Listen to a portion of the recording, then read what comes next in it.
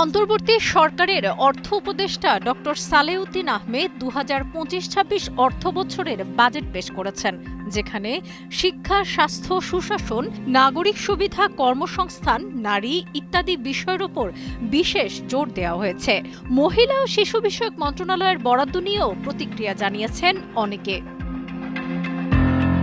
সোমবার বিকেলে ৭,৮৯,৯৯৯ কোটি টাকার প্রস্তাবিত বাজেট উপস্থাপন করেন অন্তর্বর্তী সরকারের অর্থ উপদেষ্টা ডক্টর সালেউদ্দিন আহমেদ। তার বাজেট প্রস্তাবনায় মহিলা ও শিশু বিষয়ক মন্ত্রণালয়ের ব্যয় ধরা হয়েছে ৪,৬৫৯ কোটি এবং উন্নয়ন ব্যয় ধরা হয়েছে ৪১৯ কোটি টাকা।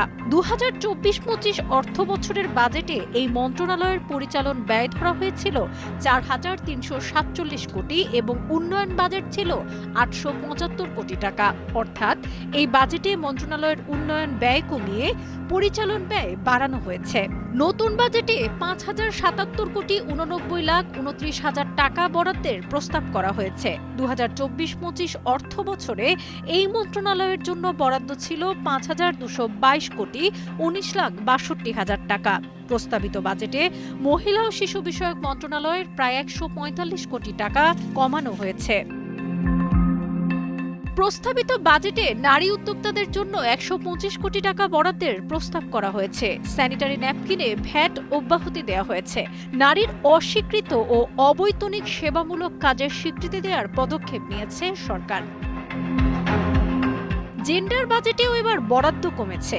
এবার ২,৬০,৭৬৭ কোটি টাকা জেন্ডার বাজেট হিসেবে বরাদ্দ প্রস্তাব করা হয়েছে। গত অর্থ বছরের পরিমাণ ছিল ২,৭১,৮১৯ কোটি টাকা।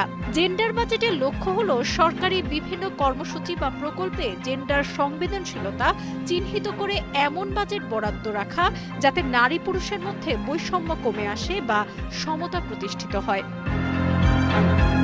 বসুন্ধরা ডায়া প্যান্ট এখন আরো উন্নত। এই হট এয়ার থ্রো টপশিট দ্রুত শোষণ করে সোনামণিকে দেয় কোমল অনুভূতি। বাজেট বক্তৃতায় নারীর অস্বীকৃত অবৈতনিক সেবামূলক কাজের স্বীকৃতি প্রসঙ্গে অর্থ উপদেষ্টার বক্তব্যকে স্বাগত জানিয়েছে নারী অধিকার কর্মী ও সংগঠনগুলো।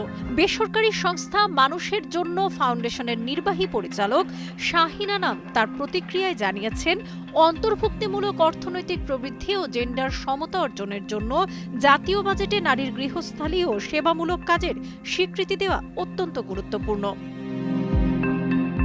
নারীর অবৈতনিক সেবামূলক কাজকে স্বীকৃতি দেওয়ার বিষয়ে অর্থ উপদেষ্টার বক্তব্যকে ইতিবাচক মনে করেন মানবাধিকার সংগঠন আমরাই পারি জোটের প্রধান নির্বাহী জিনাতারা হক। তবে সামগ্রিকভাবে ২০২৫-২৬ অর্থ বছরের প্রস্তাবিত বাজেট নারী বান্ধব নয় বলে মনে করেন এই মানবাধিকার কর্মী। তিনি বলেন, নারীর সেবামূলক কাজকে আমরা যদি অর্থমূল্যে নির্ধারণ করি এবং সেটা বাজেটে রাখি, তাহলে নারী ফ্রি অফ কস্ট কত কাজ করে সেটা জাতীয়ভাবে স্বীকৃত হবে। তখন নারীর প্রতি সম্মান ও মর্যাদা বাড়বে এবং অন্যান্য আইনের প্রভাব পড়বে।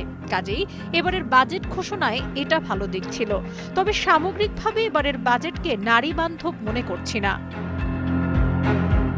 জিনাতারা হক আরও জানান, নারী বান্ধব বাজেটের যেসব ইন্ডিকেটর রয়েছে সেগুলো এবারের বাজেটে ফুলফিল হয়নি। মহিলা ও শিশু বিষয়ক মন্ত্রণালয়ের বরাদ্দ ও জেন্ডার বাজেট কমানো হয়েছে। তিনি বলেন, আমরা আশা করেছিলাম বর্তমান সরকার এই মন্ত্রণালয়কে আলাদাভাবে গুরুত্ব দেবে, কিন্তু এর কোনো প্রতিফলন আমরা পাইনি। সাবরিনা কাজী, কালের কণ্ঠ।